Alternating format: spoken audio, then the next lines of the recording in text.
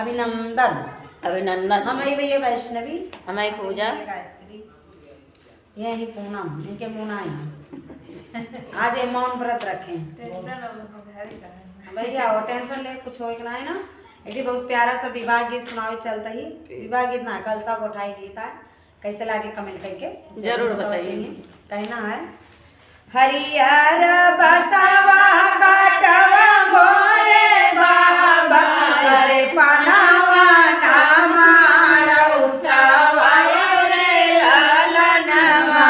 अरे पनावा नामा रउचावा रे लालनवा, वही मारऊ वही के हई भैया कवन राम, दिया कई बाहिनिया के रहा रे लालनवा, यार दिया कई बाहिनिया के रहा रे लालनवा,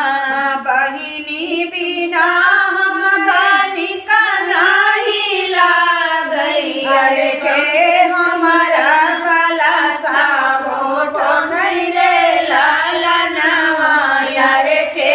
हमारा कला साबो गोठई रे लालनवा,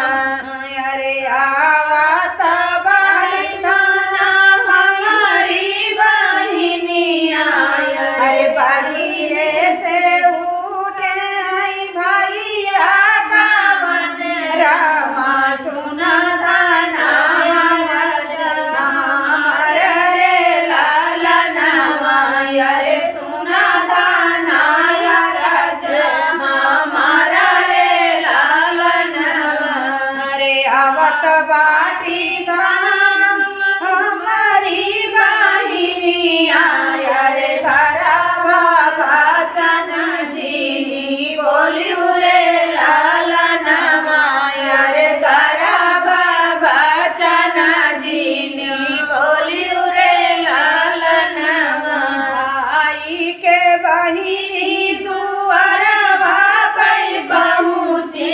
अरे भाईली मारौआ में ठाड़ रे लालनवा, अरे भाईली मारौआ में ठाड़ रे लालनवा, बैठौना नदी हो चढ़ना पिढ़ैया, अरे गोठा हो कलसा हमार रे लालनवा,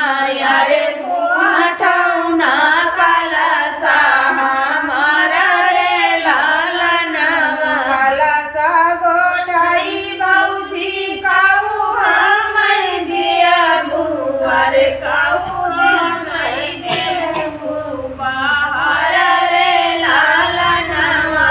अरे काऊ हमै देबू